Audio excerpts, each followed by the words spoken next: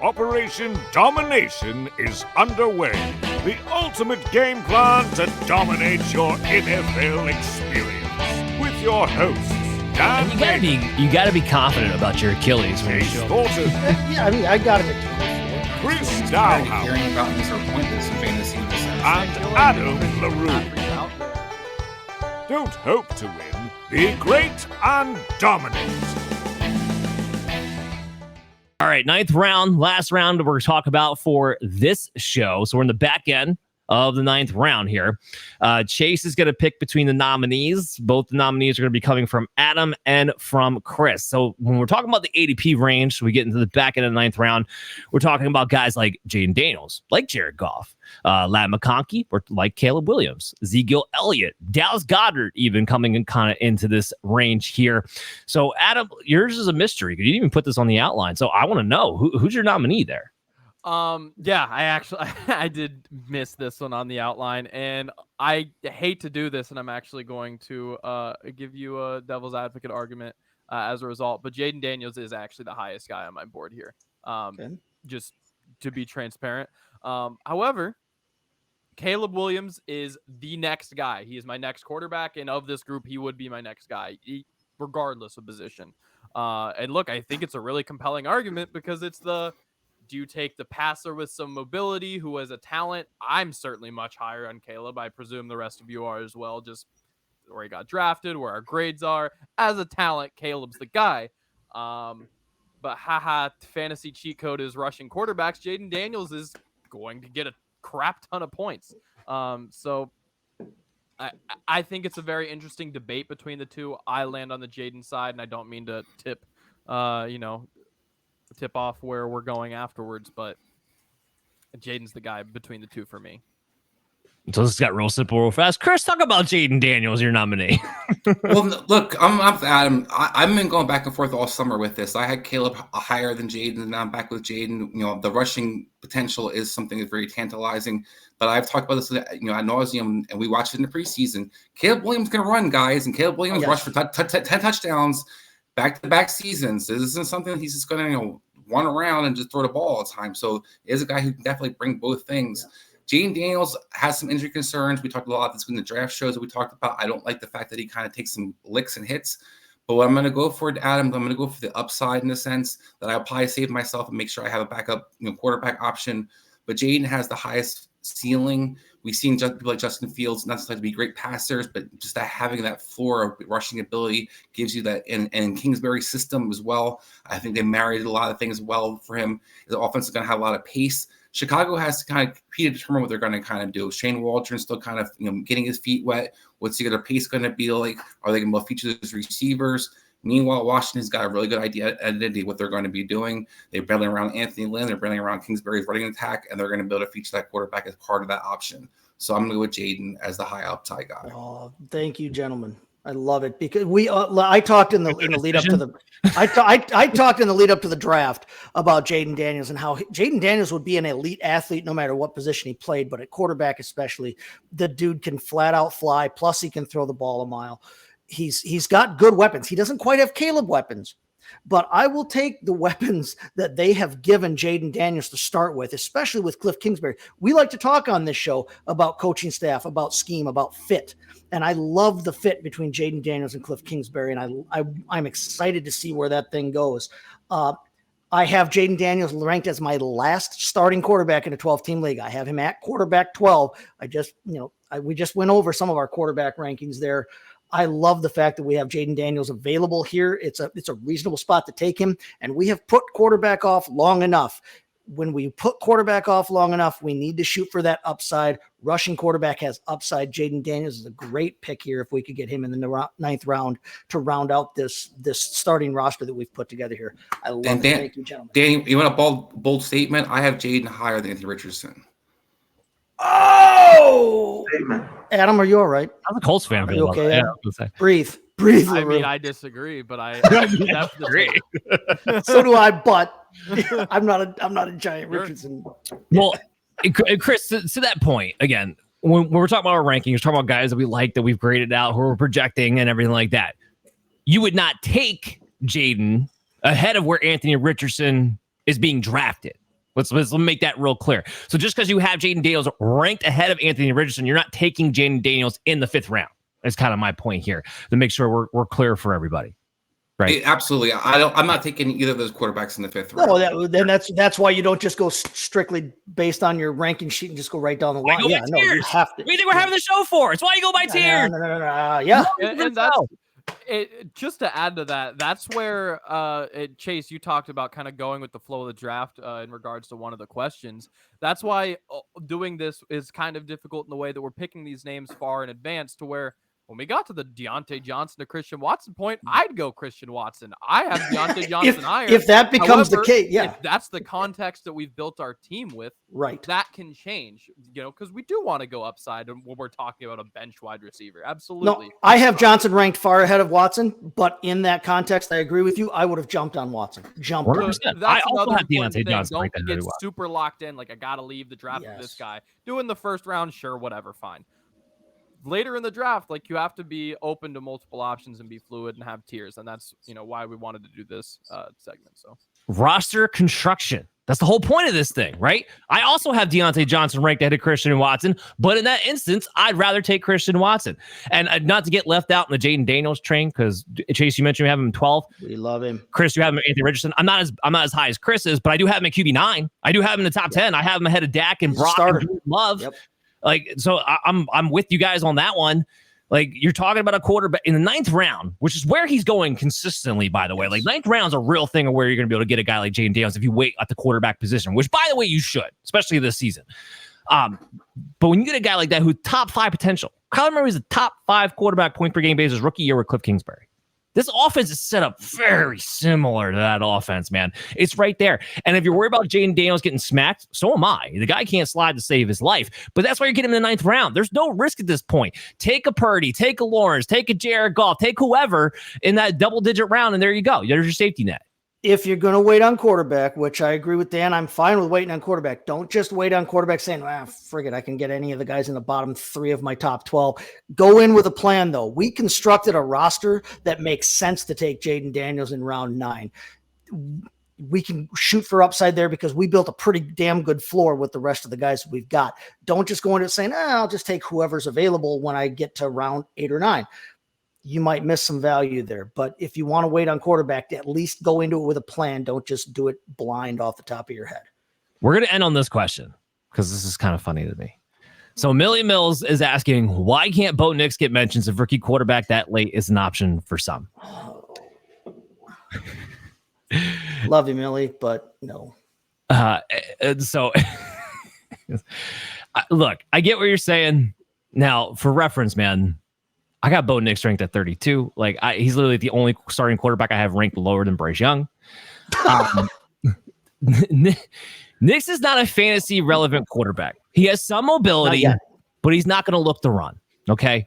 Sean Payton has built this bubble of a check down offense. And that's all Bo Nix did in college anyway. I mean, we're talking about a guy who's 6.8 ADOT, ranked 167th. With superior talent in college around him in Oregon, and still check the ball down. His tight window passes, 4.1%, ranking 111th. So not only is he checking down, it had to be wide open for Bo Nix to actually make that throw. And he's not going to run around he's not going to run more than Russell Wilson. Russell Wilson only ran for 300 yards. There's only so much upside you're getting on mobility. This isn't going to be a high-scoring offense. It's just not.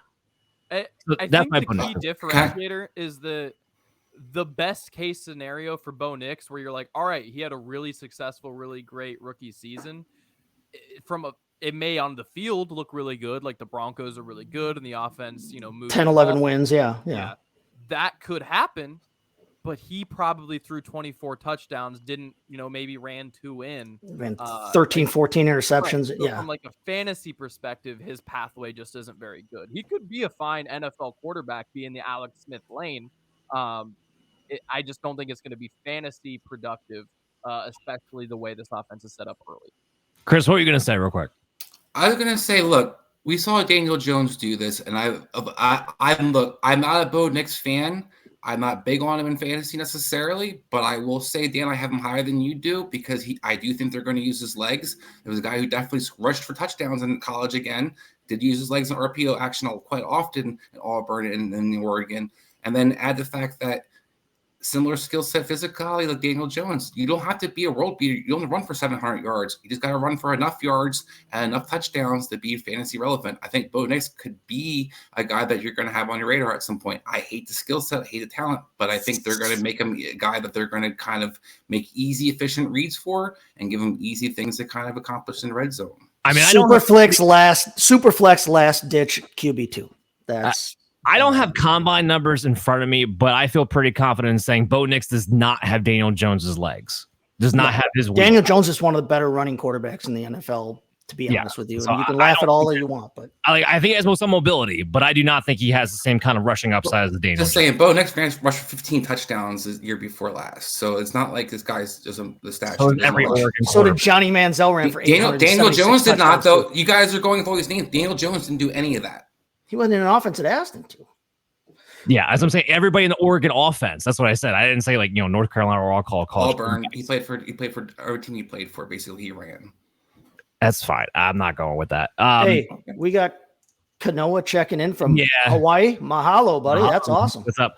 So let's try to end on this one bust, one must. If you guys can, I know it's kind of on the fly, but we can kind of think about this. So, Adam, what's one bust player that comes off the top of your head at ADP and one must player? Ooh, a bust player. And a must player. One bust and one must. A must.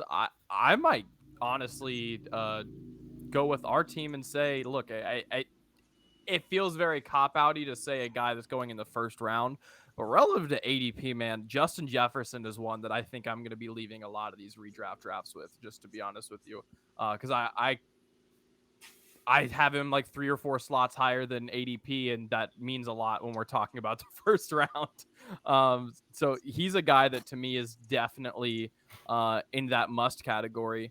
And then as far as bust, I think Nico Collins is a guy who is in that bust category.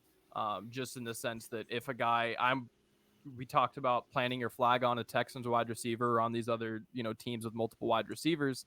I think if someone gets left out, it's him. I think, if you're looking for the safe guy, great route runner, that's going to be Diggs. And if you're looking to go over the top, I think that's going to be Tank Dell, who for his size does a really good job getting off the line of scrimmage and is obviously nobody questions his speed. So I think he's the guy that gets left out, and he could, show that he was a 1-year wonder, got his contract, and is out. Yeah, no, I could see that. Chase, how about you? One bust, one must. My bust is going to be Brock Bowers, the tight end from Las Vegas there. I'm just not sold on that. They already have a decent tight end. I know they played 2 different positions, but I'm not excited about that pass offense as a whole. And you're talking about a guy that's probably the 3rd or 4th option in that pass offense. So my bust is going to be Brock Bowers. My must is going to be Brian Robinson, running back from Washington. Where they are taking him, that dude is going to eat and is going to have a good time. Draft yourself some Brian Robinson. You're not going to be disappointed. Chris?